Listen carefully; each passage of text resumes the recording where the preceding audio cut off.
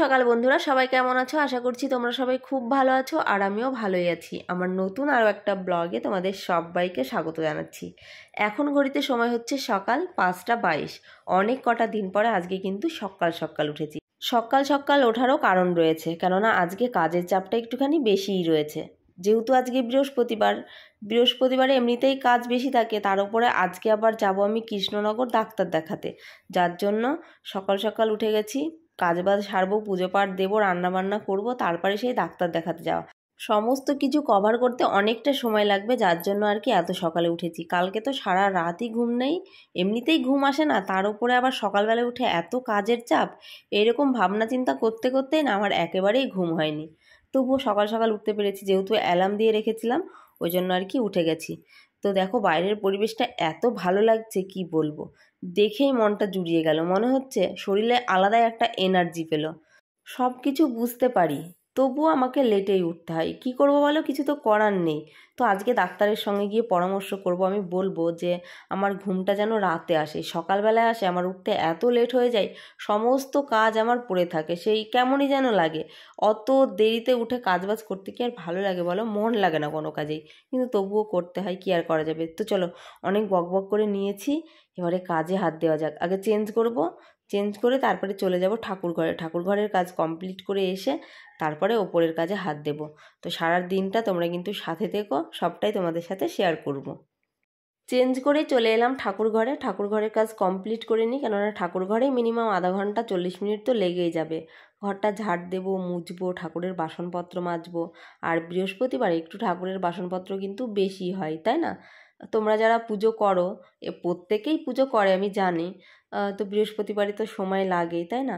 নতুন ঘট আবার পাততে হবে। এই যে যেই ঘরটা রাখা আছে এটা তুলে আবার যখন মানে পুজোয় বসবো তখন নতুন করে আবার ঘট পাতবো। ঘরটা ঝাড় দিয়ে মুছে নিয়েছি, এই দেখো। আর এই আলপনাগুলো কিন্তু ফেব্রিকের, তোমরা আবার মনে করো না যে আলপনা দিয়ে রেখেছি, ওগুলো আগেরই দেওয়া। আর এই হচ্ছে পুজোর বাসন, এগুলো মাজবো। তার আগে তালাটা খুলে নিই, কেননা এখনও গেটে তালা মারাই রয়েছে। তালা খুলে একটুখানি দুয়ারে জল দিয়ে নিই, জল দিয়ে তারপরে বাসন মাজতে বসবো।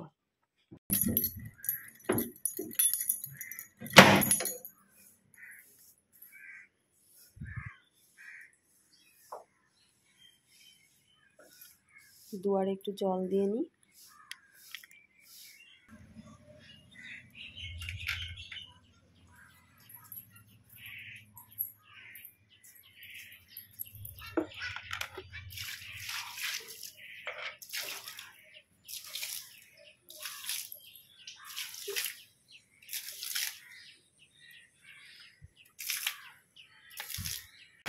ঠাকুর ঘরের কাজ সেরে আসতে না আসতে দেখো বৃষ্টি শুরু হয়ে গেল। কি বলবো বলো, এমনিতেই তাড়াতাড়ি করছি, তার উপরে আবার বৃষ্টি। যাই হোক, আমি বাসনগুলো মেজে নিই, এদিকে বৃষ্টিটা হতে থাক, বুঝলে? ভালোই বৃষ্টি হচ্ছে জানো তো, কখন ছাড়বে এর তো কোনো ঠিক ঠিকানা নেই। তুলসী মন্দিরে জলটাও দিতে পারিনি, জলটা এনে এই যে এখানে রেখেছি, আর বৃষ্টি নেমে গেছে। জোরে বৃষ্টি হচ্ছে দেখো, আমি তো হাফ ভিজেই গেলাম। সবে বাসন মাজা হয়েছে, এখনও অল্প কটা কাচার আছে, সেগুলো কাচতে হবে, যেহেতু তারপরে ঘর ঝাড় দিয়ে মুছে স্নান করব। কিন্তু বৃষ্টির জলে তো আমাকে ভিজতেই হবে মনে হচ্ছে।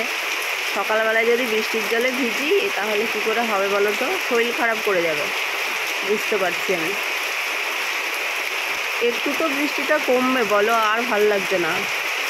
একেবারে স্নান টান করে উঠে যায়, তারপরে বৃষ্টি এলেও ঠিক ছিল। এমন সময় বৃষ্টি এলো, কি বলবো, কোনো কাজের মানে মাথা মুন্ড খুঁজে পাচ্ছি না আমি কী করবো। স্নান সেরে উঠলাম, এবারে যাব পুজো দিতে যাব ঠিকই, কিন্তু এখনো কোনো কিছুই গোছানো হয়নি। পান, কলা, সন্দেশ, বেলপাতা কিছুই নেই। এখনই বর ঘুম থেকে উঠলো, উঠে ফ্রেশ হলো, এখন উনি যাবে, তারপরে গুছিয়ে আনবে, তারপরে পুজো দেব। ততক্ষণে আমি মানে গোছগাছ করে নিই। জানোই তো বৃহস্পতিবারে পুজো দিতে অনেকটা লেট হয়, তো একটু সময় লাগবে, ততক্ষণে চলে আসবে আশা করি।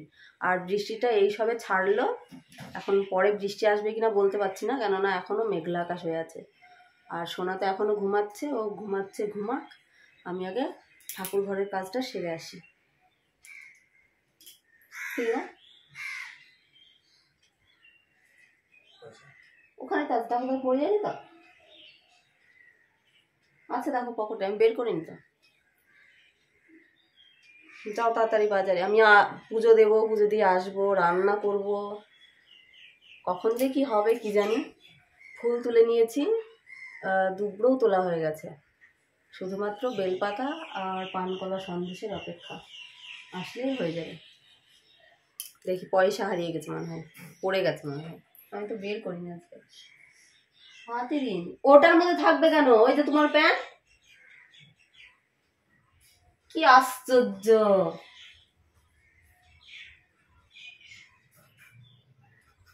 একটা প্যান্ট পরবে, সকালে আর একটা প্যান্টে পয়সা খুঁজবে, তাহলে কি আর পাবে বলো?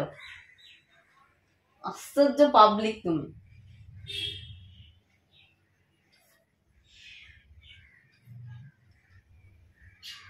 আচ্ছা আচ্ছা গো,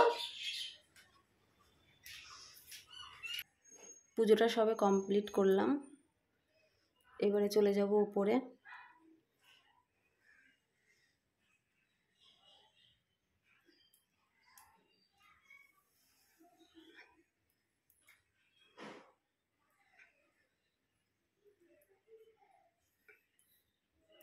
পুজো পাঠ দিয়ে একেবারে চেঞ্জ করে নিলাম, আর সোনা দেখছি বিছানা গুছিয়েছে, বিছানাটা আর গোছাতে হলো না, এমনিতেই 9টা বেজে গেছে, রান্না বসিয়ে দিই। ডাল করব, আর বর বাজার থেকে এনেছে ওই যে কি বলছে ওলের ডাঁটা, ওই ওলের ডাঁটাটা করব, ডাল করব, আর একটা কিছু ভাজবো, এই রান্না করব। আর আমার বোন আর ভগ্নিপতি আসছে, ওরও আজকে ডাক্তার দেখানো আছে, মানে যে ডাক্তারকে আমি দেখাবো সেই ডাক্তারই ওর আজকে দেখানো আছে। তো ওরা আসছে, এখানে নামবে কি আমি ঠিক জানি না, বলছে ঠিক নেই। তো অল্প দুটো রান্না করি, যদি নামে তো নামবে, আর যদি না নামে তো না নামবে। দেখা যাক কী হয়, সেটা বলতে পারছি না। যদি আসে তোমরা তো দেখতেই পারবে, আর না আসলে সেটাও দেখতে পারবে। আজকে চা বানাইনি জানো তো, আমার বর চা না খেয়ে চলে গেছে কাজে। আমি যখন পুজো দিতে বসি তখনও বাজার করে এলো, আর বেলপাতা, সন্দেশ, কলা, পান এগুলো তো ছিল না, তো ওগুলো আনতে দিয়েছিলাম। আর আমি ওইদিকে রেডি করছিলাম, দিয়ে এসে বললো চা করো নি, আমি বললাম চা করবো কখন, স্নান করে উঠে পুজো দিতে গেছি। দিয়ে আমি বললাম একটা বিস্কুট খেয়ে যাও, বিস্কুট খেলো না, না খেয়ে ও চলে গেল। আর সোনা ঘুম থেকে উঠে ও একটা বিস্কুট খেয়ে নিয়েছে। ভাত বসিয়ে দিই, তাড়াতাড়ি ভাত রান্না করে ওকে দুটো দিয়ে দেবো, তাই না? তো চলো আর বেশি বক বক করছি না, আগে ঝটপট রান্নাটা বসিয়ে দিই, তাই না? চলো ওই ওটাই রান্না করবো। কচু এনেছে, কচু আজকে কিছু করছি না, আজকে ওই ওলে টাটাটাই করি, আর ডাল আর কিছু একটা ভাজবো। একদিকে ভাত আর একদিকে ডাল বসিয়ে দিয়েছি, ভাত ডাল এদিকে হতে থাক, ততক্ষণে আমি এগুলো কেটে নিই।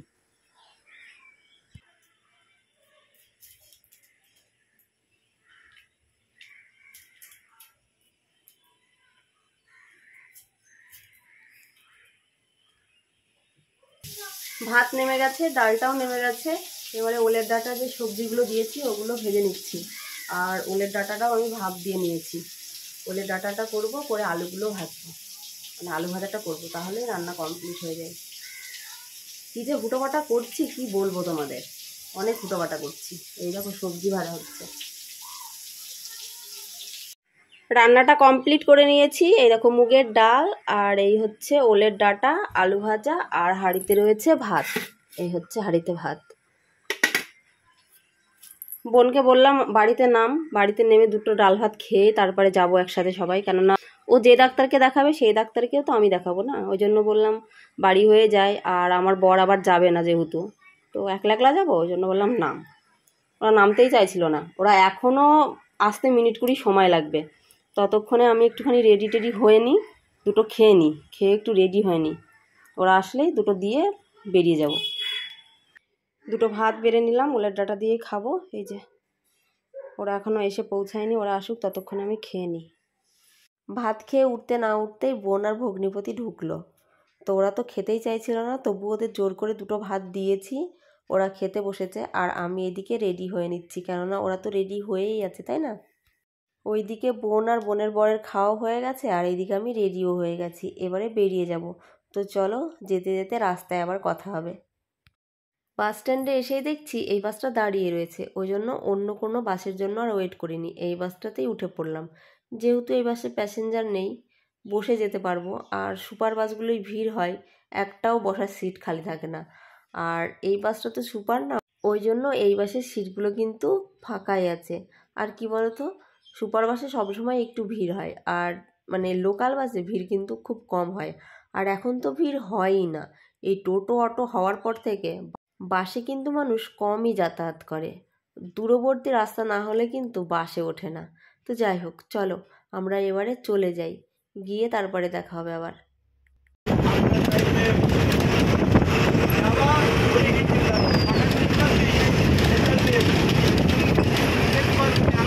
বাসটা এত জোরে এসেছে, ভাবতেই পারিনি যে লোকাল বাস এত জোরে আসবে।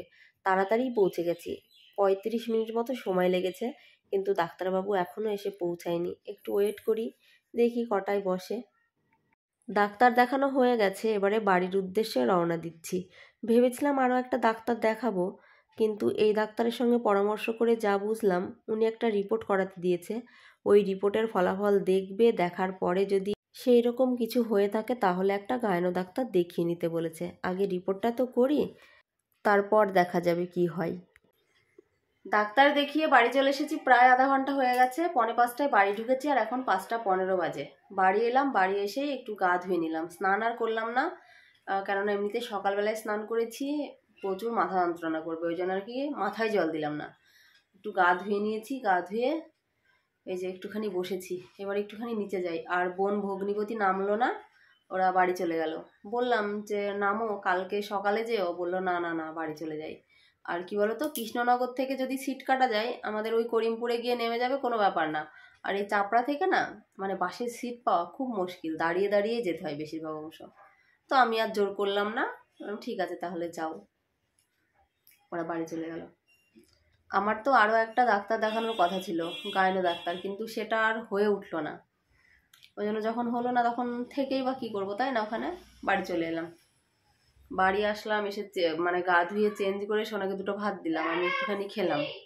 আর আমি বাড়ি এলাম, তারপর পরই বর কাজ থেকে বাড়ি এলো।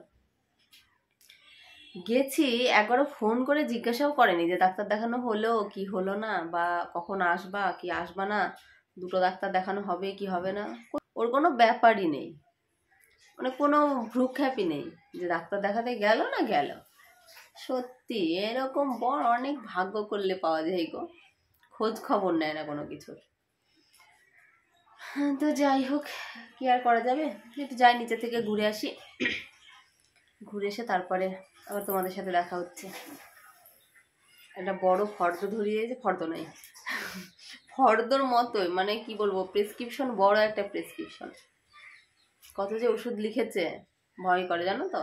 আমার 1 মাসের ওষুধ কিনতে গেলেই মানে ঘাম ছুটে যায়, 5-7 হাজার টাকার ব্যাপার 1 মাসে। 2 মাসের ওষুধ লিখেছে, যেতে হবে, কি আর করা যাবে বলো। ভগবান যদি এরকম রেখেই ভালো থাকে তো থাক না, তাই না, কিছু বলার নেই আর। বর এখন বাড়ি ফিরলো, মানে বাজারে ছিল জানোই তো, সেই বিকেলে চলে গেছে বাজারে, আর এখন বাড়ি এলো, এখন প্রায় 9:15 বাজে। আর হাতে করে কি নিয়ে এসেছে দেখো, এনেছে সোন পাপড়ি, তাও আবার বাক্সের মধ্যে করে। আসলে কি হয়েছে বলো তো, কেনেনি, মানে ওর নাকি কোথাও একটা মিটিং ছিল, সেই মিটিংয়ে গেছিলো, মিটিংয়ে গিয়ে দিয়েছে সোন পাপড়ি। খেতে কেমন হবে কি জানি, খুলতেই পারছে না, খুলতেই পারছে না, দেখা যাক কতক্ষণে খুলতে পারে। শেষমেশ সোনপাপড়ির কৌটোটা খুলতে পেরেছে। সোনপাপড়িগুলো দেখে মনে হচ্ছে গুঁড়ো দুধ, মানে আমুল দুধের মতো, কিন্তু খেতে কেমন হবে কি জানি। না, যেটা ভেবেছিলাম সেটা কিন্তু নয়। আমি বলছিলাম যে ওই গুঁড়ো গুঁড়ো দেখে বলছিলাম আমি খাবো না, তাও আমাকে জোর করে দিল মুখে, তো বেশ ভালোই খেতে।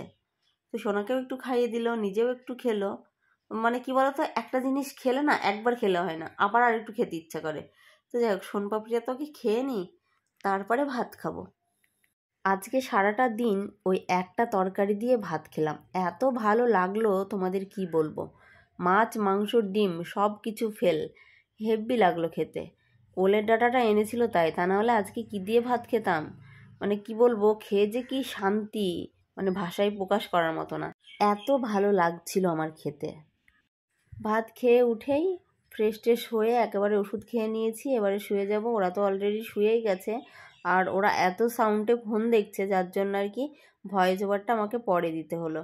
তো যাই হোক, চলো বন্ধুরা, আজকের ভিডিওটি আমি এখানে এন্ড করছি। সবাই ভালো থেকো, সুস্থ থেকো, আবার আগামীকাল নতুন কোনো ব্লগে দেখা হবে। আজকের মতো টাটা বন্ধুরা, গুড নাইট সবাইকে। সবাই খুব খুব ভালো থাকো আর এভাবেই আমার পাশে থেকো। তোমরা আমার ব্লগ ভিডিওতে কেন কমেন্ট করো না আমি সেইটাই বুঝতে পারি না। অবশ্যই তোমরা কমেন্ট করো, আমি তোমাদের কমেন্টের রিপ্লাই দেওয়ার চেষ্টা করব। টাটা বন্ধুরা।